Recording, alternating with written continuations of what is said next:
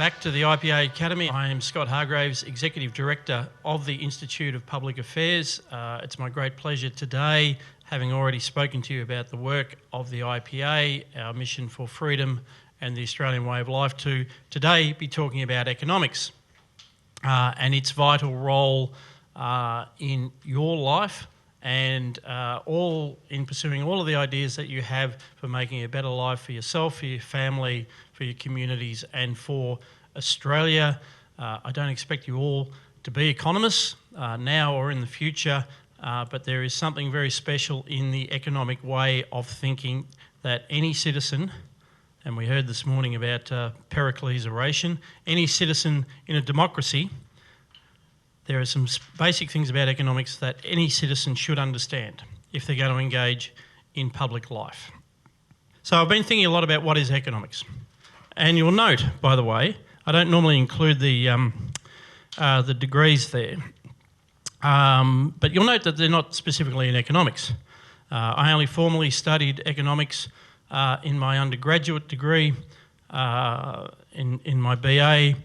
I revisited welfare economics in my postgraduate diploma in public policy, and during my MBA I went back through various things that were in many ways microeconomic in nature. I got the exemption from macroeconomics because macroeconomics, but as well as having already studied it, it is mostly nonsense. It is mostly nonsense. We at the IPA believe that the fundamental unit of analysis is the individual. It's methodological individualism that comes into the realm of epistemology. So anyone who talks about the economy as a collective, as a thing in itself, is dealing in that idealist tradition. And as soon as you start doing that, you lose track. You lose that connection with the reality on the ground. And if we ever needed any proof of that, you only got to look at what's happening in Australia. So I am a generalist, but I'll also be making the case during the course of this presentation for why that's okay. This is about life, this is about humans, how they relate. So you don't have to have a PhD, which is, after all, only a stupid invention by the Germans that they then gave to the Americans, who then forced it on the rest of the world. So anyway, what is economics? There's only one thing you need to remember, I think. No such thing as a free lunch. Oh, well, thanks, Bree. That's it. I can go now. No such thing as a free lunch, which you'll also find in the great book by the science fiction writer Robert Heinlein, The Moon is a Harsh Mistress. Yes, got some nods here. A terrific book. They're on the moon, and it's resources are scarce. So that idea of resource scarcity comes in right at the start. There's only a certain amount of oxygen. Things are finite. The Marx, the leftist critique of economics is that we invented scarcity. Terrible people like us free market economists invented this idea of scarcity just so that we could make sure that poor people didn't have enough. This is dead set. You can read that, in any number of critiques. But resources are finite and there's no such thing as a free lunch. You've only got to listen to, I shouldn't single out our beloved Prime Minister Anthony Albanese, because you'll hear politicians from both sides in all countries saying this all the time. Our investment in X will create this amount of wealth and this many jobs. And usually they'll have some clown from Deloitte or KPMG or Ernst & Young or McKinsey's or whatever, who's done some study paid for by the taxpayer, so that the politician can get up and announce that this investment in X will create this many jobs and so on. But of course, there's no such thing as a free lunch. They're taking those resources away from somewhere else. And not just the taxpayers' money. It's the people who are working on it. The time and attention of planning authorities.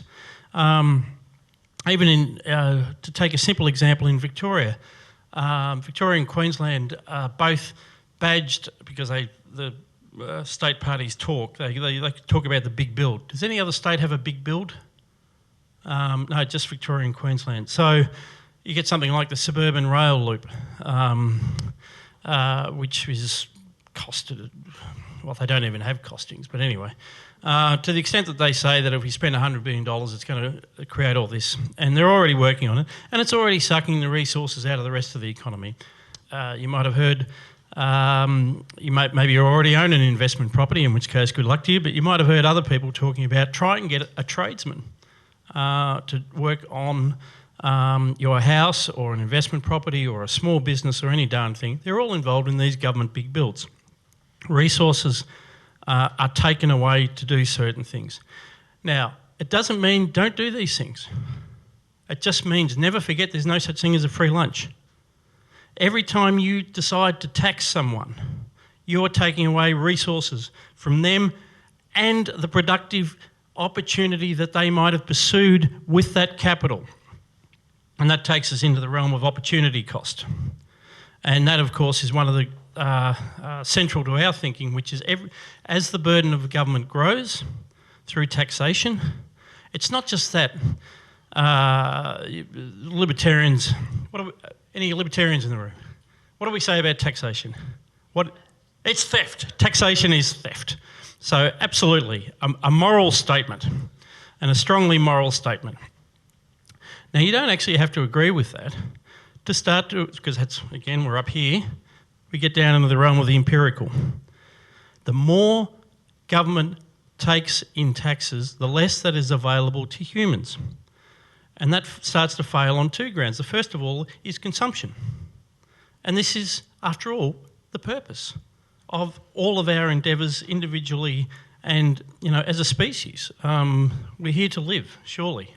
And it'd be nice if you got to keep some of your own money so you can actually live and pursue some of the things that make life pleasurable and look after your children and your communities and your family. But also, capital in the hands of individuals tends to find its way to the most efficient use. And this is one of the geniuses of capitalism. We don't need central planners to work out where the next best investment in. Hundreds of thousands of people do this every day. When you decide just to spend a couple of $100 painting your bedroom, you've added some value to the world, but you can't do that if the government took taxes away. So these are a couple of the things that we sort of brainstormed, and it's not an exhaustive list. But the first thing I wanted to put up there is it's the study of humans. It's not an abstraction. I spoke to you about Smith and Hume and some wonderful people who come out of the George Mason University. They are doing real economics, and they started publishing in the theme of what they called humanomics. Not David Hume, but human economics, humanomics. And because it's about our choices, our preferences, how we engage with each other, what Smith called sympathy, what we'd probably call empathy today. Again, observations of human nature. They don't require the divine explanations for human nature. It's simply observation. It's simply common sense. And one of the things about humans in the act of trade for beneficial advantage is you start to see the division of labour, which again, there's the trouble with doing a double degree in politics and economics is you jump between the two. So the division of labour is an absolutely fundamental aspect of modernity that we are all still grappling with. People hate it. Lots of people hate it. You can find a lot in Catholic social teaching about how bad the division of labour is, because we're much better off in communities where you can be, you can have your own vegetable patch, where you're connected to the community, where you do things collaboratively. And I can understand that appeal. It's basic in human nature that we all want to be more than one thing. We don't want to be defined by our jobs. We should have an ambition to be more than that one thing. We should have, and partly you're here because you have ambitions to be more than what you will be as a result of your career. But the fact is, division of labour is an outgrowth of exchange for mutual benefit that works. And if you haven't already watched it, you can watch iPencil, which is the most famous ever popular exposition of the benefits of the division of labour. You can watch Gary Wolfram, who presented to the IPA Academy. He's on our YouTube. Or God forbid, you could go back to the original Adam Smith talking about the pin factory. That he just we're talking about one pin that none of you in this room could make on your own, because you would have to go and mine the ore, produce the metal, somehow take it down to the appropriate size, somehow put the cap on it, box it up. You need a box, mail it around.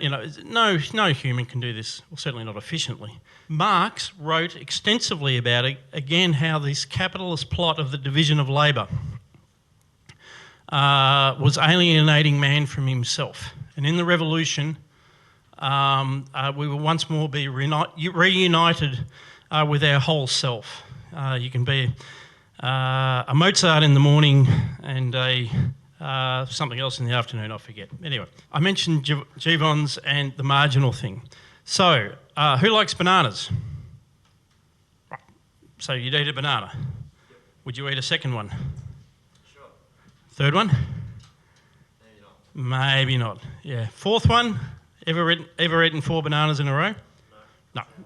No. That's right. So the benefit, the utility that we gain from goods changes depending on our store of them.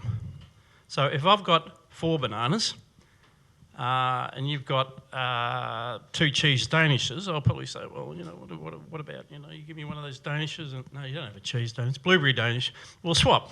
We'll trade. I'll get a danish and you can have 2 bananas, and because of the marginality, we're both better off. Our utility is increased, because if you had 2 blueberry danishes, you'd probably start to feel a bit crook. That'd be my argument. That makes me a salesman. And this goes for producers as well. Generally, the greater the demand for a good, the greater the production, the marginal costs start to rise. Each additional unit of production starts to rise. So if you look at something like a company that's very good at this is BHP Billiton. They always aim to have the mines that deliver the cheapest product, because it's in that bottom of the cost curve. So if steel's selling for $100, they can make it for 30, profit 70. But across the world, as more and more demand comes in, other mines come in who can make it for $50 or $70 or $90. So there's like this aggregate marginal supply curve as well. But I've jumped ahead about 3 years in terms of teaching. But anyway, think about marginality all the time. Comparative advantage is a very old concept, and the absolutely archetypal example was David Ricardo commenting in the early 19th century on the British trading their cloth for Portuguese wine, because at that time the British they didn't make any wine, it was too damn cold. But they did make a lot of cloth, and they were very good at it. The mills of the Midlands in the north. The Portuguese were very good at making wine, and they were friends. So they actually signed a treaty to say, gee, how about we legalise imports of wine from Portugal into Britain, and the Portuguese will legalise imports of cotton and cloth into Portugal. They're both better off. So the comparative advantage in that case was based in climate and skill. And you can build all sorts of things into this about where's comparative advantage, what's competitive advantage. Some things, what was it, Finland? They didn't have a comparative advantage in mobile phones, but they had a sweet period there where Nokia was the world's #1 phone company. So that was a competitive advantage. Interestingly enough, it didn't last, because it wasn't a long-term, you might say, because it's not a long-term comparative advantage, but you've got to get your head around that. The role of institutions, which is Sinclair Davidson's speciality, is so we need trade, and we need the freedom to be able to trade, to be able to identify our preferences, but then we do need institutions underneath that if it's to work, and this is where there is a role for government. unfortunately. No, I shouldn't say that. There is a role for government. We do need a strong but limited government for the core institutions that we need. An obvious one is if you're going to be able to make a contract for a sale, there needs to be some enforceability of that contract. That's why we have courts. That's why we have police. In many ways, our norms are part of the institution. So the rule of law is something that, and I commend to you the work of the Rule of Law Institute, is something that's fundamental, but it's also, it's very much up here as well. It's got to, we don't have recourse to the courts every time we have a dispute. People figure things out. There's certain assumptions there about how people are going to be treated. I've mentioned there the limits of benevolence and the scope for social cooperation, and again, this is the Hume-Smithian notion that, of course, we prefer people who are closer to us, and so only a madman would try to build a system which both assumes and mandates altruism. Oh, sorry, that's right. There are such madmen running the world. To them, we are the greedy buggers because we say, I would like to make some money. I would like to share that some of that with my family. I might choose to share some of that with my community. I may even, and that community may include my nation, I may even share some of that with the world at large, which is my choice. But that to someone who's taken the Kantian model or the Marxist model to its full extreme would say, well, that's just selfish. And you'll have this thrown at you your whole life, that you're just speaking up for the greedy. And they, of course, are the virtuous ones. They, of course, are the virtuous ones because under the utopia that they're going to bring in, everyone gets a share, from each according to his ability to each according to his needs. Any rational economics understands the limits of benevolence because you need to have the incentives. People need to have the incentive to work, to save, to enjoy the fruits of their labour. If the economic system is going to work, and in turn that is going to create the prosperity and the human flourishing that is the point of it all. Not much time in this short hour to talk about what we call the public choice school, but I highly commend that to you, even if you just start with a Wikipedia page. So you might say that even on our side broadly defined as the side of freedom, and our desirable systems of economics and our acceptance of institutions, that there can be a certain naivety about, well, why then don't we get, why then are our institutions not always serving us? Why is there these systematic problems that we see? Why are there so many idiots in charge? And, again, the instinctive conservative response is, well, the guys on the other side, they're really dumb, but once my guys take over, it'll be okay because my guys are both virtuous and smart. Public choice starts to look underneath that and say there are systematic issues with how preferences are expressed at a collective level, how governments are influenced. You get into things like regulatory capture and the fact, like one of the very simple observations is that you can make a small number of people can make great profits from government, and the cost of that, which I referred to earlier, no such thing as a free lunch, a small number of people can influence government through direct lobbying to gain a lot, but let's say there's 100 of them. Let's say 28 million. So there's 25 wind farm companies in Australia, and the cost of the subsidies that flow to the wind farms are captured by those 25 companies, their employees, and their supply chains, and maybe some of the farmers who are hosting the wind turbines on their land. And the rest of us are paying for it. Now, they can organise. They have a Smart Energy Council, a Clean Energy Council. They've got, and they can lobby, and they can form a political alliance with the Labor Party and the Greens, and they have great effect. And the cost of that are smeared and that's an economic term, over 28 million people who don't notice until it reaches unless it reaches a certain point. But they don't really notice, and that accumulates across a whole bunch of areas. So that's public choice, and what we might call political economy. And what you're fighting against in this whole area is hubris, essentially. That our enemies, in many ways, and I'm not just talking about those on the left. The fundamental enemy of economics is someone who just think that if they could have enough power and amass enough knowledge and were in charge, that they could produce a better outcome.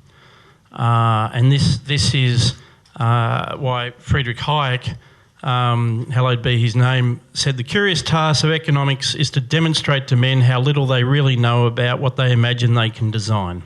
We need humility, not hubris. And this also leads to one of the great fundamental proofs of why distributed economic systems work better. It's because knowledge is distributed. You can't centralise knowledge. You can centralise power, but you can't centralise knowledge. The more you centralise the power and try and direct an economy, the less it will reflect the aggregate preferences of the people in that society.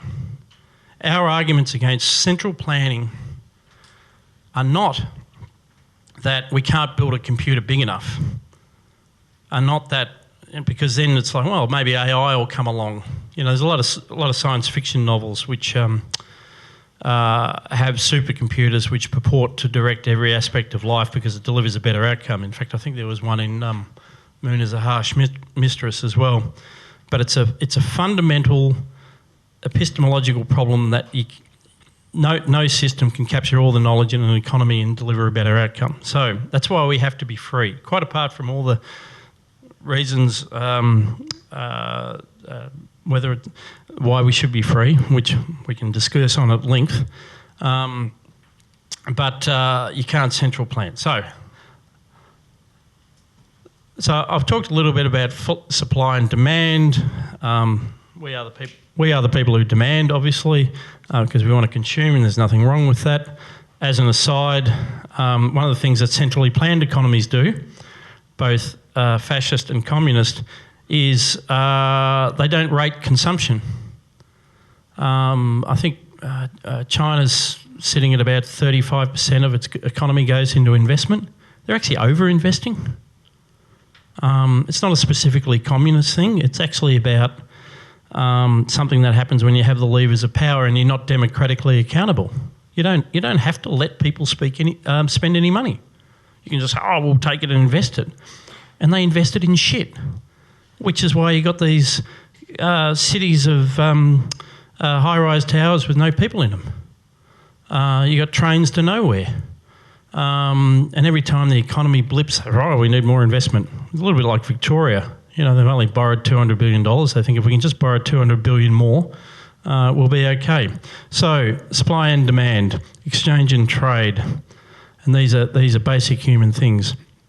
I've talked about Ricardo, and this was the fundamental insight of Smith, that again, it's not, we need to be wary of these calls for people to be more moral when it comes to the business of commerce, to just the simple ability to trade and encourage the division of labour and enforce contracts.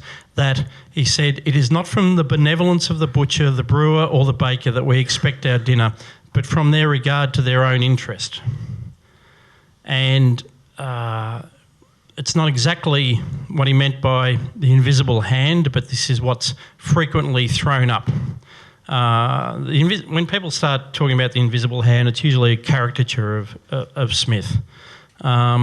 But you do have to get that fundamental concept that people in pursuing their own interests can produce a great outcome for society. We, unlike the Jacobins, we don't have to force people to be virtuous. We don't have to start from a position that only the virtuous should rule. Wanting to eat and be housed and, raise a family. These are basic human desires that should be encouraged and properly channeled with the proper institutions. They actually result in a better outcome for everybody, and that's really what economics is all about, because it's a human science. We talk about the evolution of trade. Obviously, the invention of money was a big thing, and we've got a couple of slides on that. And by the way, I wasn't quite sure where this belonged, but there was an Austrian economist, Joseph Schumpeter, who said, as one of the things that also happens is modernity is it's constantly changing, and there's innovation, and we love innovation. I hope you all do too. But not everybody does. It's another feature of modernity that leads to a reaction. And you could argue that there are parts of America that can lead to that. Certainly when that Rust Belt was being produced in states like Ohio that then produced J.D. Vance, there was certainly a strong movement at the time just to stop it. They want everything to stop. We've got a good deal with the car industry and the steel industry. We don't want competition. We don't want anything to change. But unfortunately, no matter how much you wish it, there are always these forces of innovation, new technologies, new countries emerging into the world economy, a better mousetrap, and that is creative destruction. And it's also important to get that through your head, that again, that makes people better off. It is so easy, and this is what newspapers do, of course. You can always interview the person who's just lost their job because their company, their industry is losing out. The question for economists is, where does that leave everybody as a whole? And it's also possible to show, by the way, that because of the notion of the increased surplus that results from the new situation, that hypothetically you could produce an aggregate outcome with so much better results that you could compensate all of the losers and still have a bit left over. And yeah, I'm getting into Ronald Coase and stuff, but I'll leave it there for the moment. So beware of those who say they don't want the economy to change, because it's always changing. I could have spent a whole hour just on this. And for those who say that capitalism has created misery, the Industrial Revolution has created misery, free enterprise, oh my God, isn't it terrible? And again, I'm not just talking about the Marxists. If you've got, I'm picking on Catholic social teaching a little bit, but there's sort of a conception that, a good, well-run peasant village of the 14th century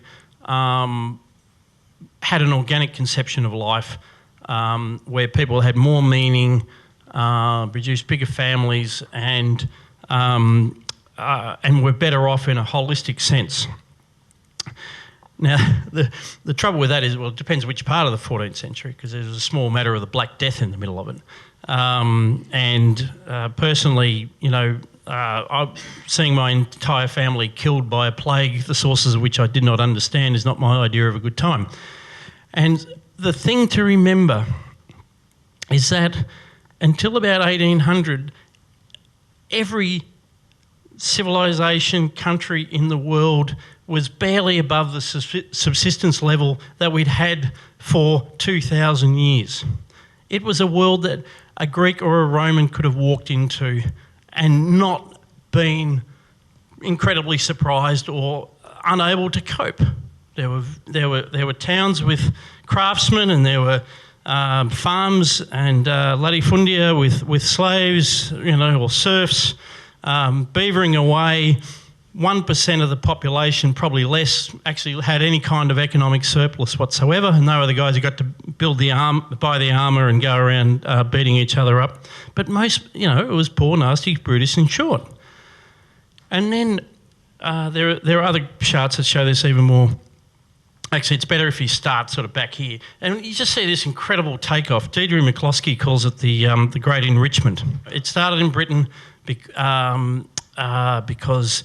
property rights, the tradition of independent landowners, the yeomanry, the Glorious Revolution, the conditions were right. The Industrial Revolution then was really just how that was put into effect. The institutions had been built. You could go back to the Italian city-states of the 13th century, the bills of exchange. We built the apparatus of capitalism in the West, and then we built the Industrial Revolution. And these things just went mental, just took off. A place like Denmark they were just farming horse shit in 1800. By 1900, literacy rates were 90%. It's just insane what happened in that period. No wonder there's a reaction against modernity. And then it spreads. So this one just happens to pick up China down here.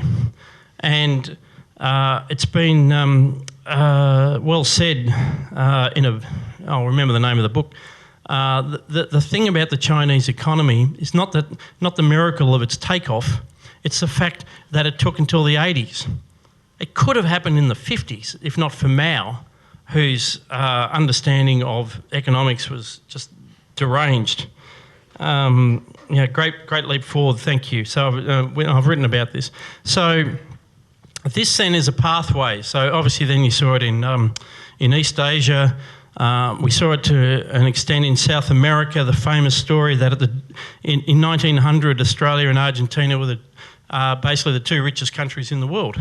And they did it in economies dominated by agriculture and had good institutions, and then systematically the Argentinians stuffed it. They stuffed their institutions, they went down the perilous road, freezing, trying to freeze their ideal vision, trying to buy everybody off with tariffs and subsidies and Eva Peron and the whole business. It's this sort of fusion of right-wing populist politics and left-wing economic policies, and you even saw this divergence between Australia and Argentina. Up till recently, I should say. And that's always the threat that hangs over Australia. Politics matters. The direction of this country matters. And if we get it wrong, there are warning cases like Argentina of the consequences of getting it wrong. Anyone who ever says to you, oh, well, we're a lucky country, we've got all these bloody resources, we just go and dig stuff out of the ground. Got sheep, it just all takes care of itself, Well, it's a nonsense, because the only reason our minerals industry work is because we establish institutions. It's like America, you weren't allowed to export gas. Australia wasn't allowed to export iron ore, it was too precious, up until the 1960s. Now we dominate the world's iron ore trade. Institutions are important. Argentina went the other way. That's why, God bless Javier Milei. He's killing it. And in many ways, he is a greater inspiration for free marketeers than President Trump and his team, where it's a bit more mixed. But anyway, so this is the Great Enrichment. Don't let anyone ever tell you that capitalism's brought immiseration. If you look at the figures that Brad pulled out for a publication on the Enlightenment and the advance of liberty, oh yeah, but what about the workers? It wasn't it terrible? Real wages went up. After 1900, workers in factories, those massive factories in the north of England, where did the workers come from? They were running away from the farms. They were running away from subsistence farming. The last time we'd seen an increase in real wages like that, by the way, was after the Black Death. You had a bit more bargaining power if you'd managed to stay alive. Fewer workers, more bargaining power. One of the quirks of history. So this Great Enrichment is still going on if we let it. And does that mean a competition for global resources? Yes, it does. But although it's not in this slide, the world has more resources than you think. The idea that we have finite resources and a finite carrying capacity, these are all bullshit ideas made up by the left. And I don't have time to go into that today, but I'd be happy to discourse at length. So what Adam Smith was fighting against was was called mercantilism. The French economists dominated debate even in England, and remember this is the French prior to the revolution. So it's all about the state directing everything. They believed that the only real economic unit was land, and everything else was, if you like, just a succubus on the wealth-producing part of the economy. Anyone ever heard a rant against middlemen? It's part of that thinking which survives into the current day, and it's probably a deep systematical and ineradicable part of how the average punter thinks about economics, which is there are people who produce wealth, and then there's a bunch of scumbags who just use it up along the supply chain. The reality is every part of a supply chain is necessary to get from the producer to the supplier. But these guys were terrible. The French government listened to them, the English government listened to them, until they had that revolution in ideas led by Smith and Hume and taken into the British Parliament, where they repealed the Corn Laws, they reduced the tariffs, they opened up trade, and they became a commercial society, which then went on purely as a result, because it's a cold, wet, windy island on the edge of nowhere, and somehow they were ruling a third of the world. It's amazing what being a commercial empire can do. The Dutch had shown the way a few centuries earlier. And this is also, modern day mercantilism is like exports good, imports bad. This is actually a nonsense. Apart from the fact that supply chains are sort of intermingled, you come back to the fundamental philosophical point. What if you like Portuguese wine? Who are you to tell me that I can't drink it? I prefer it to, I'm pretty fond of a Tasmanian Pinot, but I can't drink the big reds from the northeast of Victoria anymore. The sinuses explode. What if I just like a nice Portuguese Madeira? That's my business. It's nobody else's. Somebody who says, oh, well, Australians should only drink Australian wines, which is sort of, in many ways a parallel to what you actually do here. This is a nonsense. So it's fundamentally a nonsense, but it's also terrible economics. So in the world as it is today, there's a million arguments saying why Trump's a genius with tariffs. And some of them may even be true. Because again, I'm not even a proper economist, let alone a doctrinaire economist, and I can see, tariff threats as a weapon of trade, and even like he's just done in Mexico. His tariff threats on Mexico were not about access to the Mexican market, they were about getting them to station 10,000 Mexican troops on the border to stop the fentanyl and the illegal immigrants heading north, which they did. Okay, so there are what do you call them, fringe cases, hard cases like that. But the thought I want to leave you with, do not ever let anyone tell you that in and of themselves tariffs are great and they're a path to riches. They are not a path to riches. And the point is, to give you the 30-second version, somebody might say, oh, well, Scott, you're worse off because you don't get to drink your Portuguese Madeira. But the manufacturer of the Australian variant, which you probably can't call Madeira because of the appellation laws, but whoever's got that vineyard, they're going to be really happy. So all that's happened is you're worse off, but they're better off. What you've got to remember is the dead weight loss, the societal loss.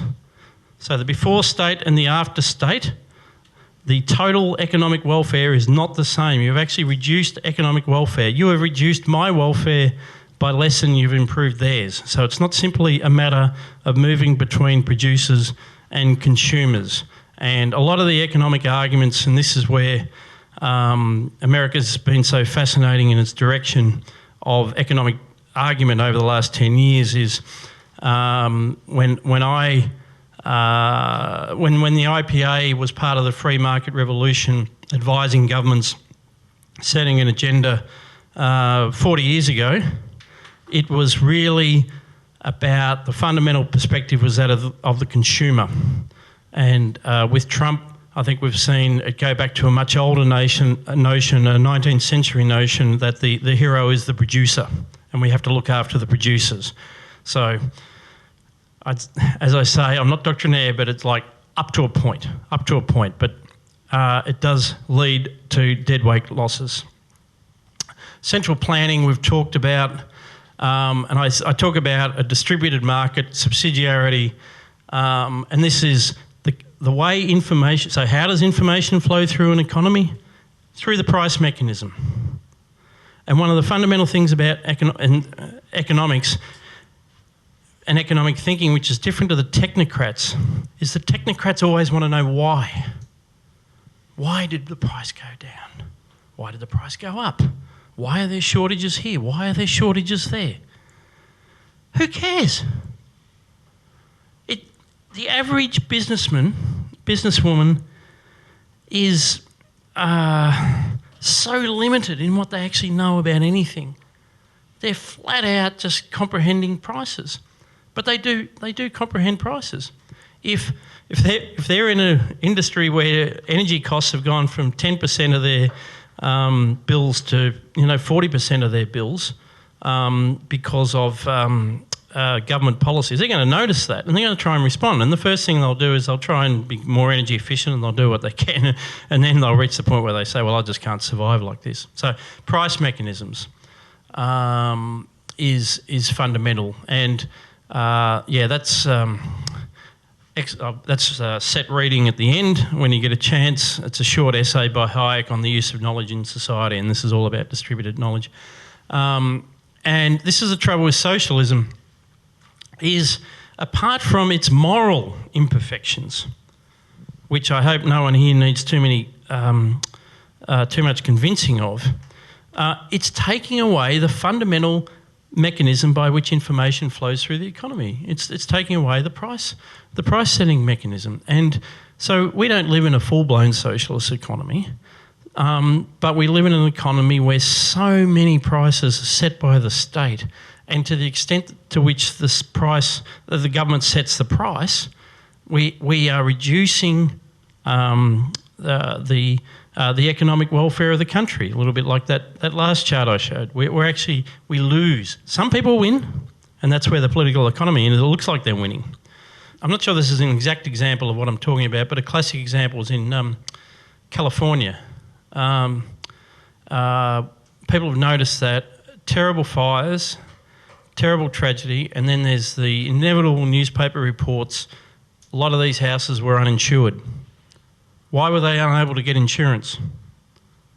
Because the California government had set up the insurers as the bad guys because they were trying to increase their prices because they had a realistic assessment of the risk of wildfires in California. So they're trying to increase their insurance premiums. And Gavin Newsom and his idiot team said, they're profiteering, isn't this dreadful? So they regulated the price of insurance so that they couldn't do that. So guess what those companies did? They said, well, I'm out. Bye. See ya. And the government set up its own insurance scheme, which was run by bureaucrats, so they couldn't even process the paperwork. So this is something I picked up at a recent conference. It's a phrase I really like. First they nationalise it, then they make it free. And that's just a disaster. We're seeing that with childcare at the moment. Not that it's free, but the government's regulating the price of it and putting itself in the middle of the thing. So the Keynesians aren't always the bad guys. Like, there are worse guys than that around, but unfortunately the neo-Keynesian sort of fusion with what you might call the so-called free market, classical economics is what rules. These are the gibbering idiots that you'll read in a newspaper. The guys from the banks who come in and claim that they know what's going on in the economy, and they don't. And it feeds this idea that governments can just tweak everything. Paul Keating, as Treasurer, used to say that he had his hands on the levers, and it was just a question of having the right people pulling the right levers.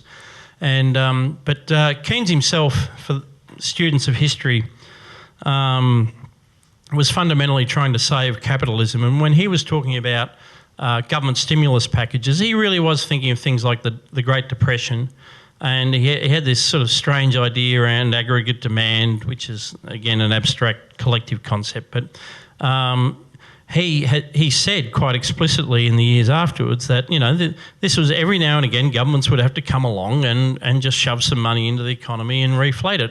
Unfortunately, what we've seen in the succeeding 80 years is just constant money being shoveled into everything. And we saw it in the GFC, where it was a disaster. And we saw it in COVID, where the money supply went up by 20% a year for 2 years in a row. And then, blow me down, we got inflation. Like, who'd have thought? We had geniuses like Philip Lowe at the Reserve Bank of Australia who was surprised at this, that you could increase the money supply by nearly 44% over 2 years and inflation results. The destruction, and an Austrian economist, and you can look up Austrian economics, say one of the many things bad about inflation is that it completely disrupts the supply chain. It disrupts those signals in the supply chain which enable it to function and for companies to know how much to invest in their future capacity as opposed to the capacity they need to deliver today. That's why we have supply chain disruption. At root, it was the lockdowns, it was the expansion in the money supply in the USA and Australia and many other countries, not all of them. So beware of the Keynesians, beware of the macroeconomists. I'd advise you to start reading economics in newspapers, but then to not believe 95% of it. So that's part of the trick. So we talked a lot about that. Again, our Austrian friends, it was a group of economists out of Austria. Hayek is really I think he's the pinnacle of that entire tradition, and a great spokesman for freedom, who took that into the English-speaking world and deservedly won the Nobel Prize. But he was certainly arguing against that kind of modern economics that assumes perfect competition, that assumes that governments can pull all the levers, as opposed to us. We do believe in government, but it's a small, strong and limited government. Governments, there are things they need to do, and when they do them, they should do them well, and they should use all the coercive powers that the state has. But a limited government is one where you know the boundaries, and that's the other thing that's collapsed in recent years is there is no boundary to what the state can do. When they can lock you in your house for 2 years, as they did in Victoria, there is no limit to what the state can do. There is no industry which cannot be nationalised. There is no price that cannot be regulated. There is no desire of a citizen that cannot be met by the state, whether it's for food or childcare or disability support. There are no longer any limits. And so the economic figures that we see that the size of government is increasing is really an outcome not of an economic move, but really a societal move.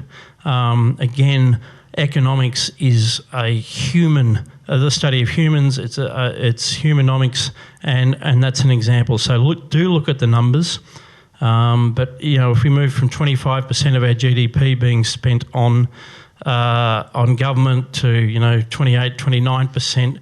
That's really reflecting changes in society as a whole, and so you have to approach that at the social level.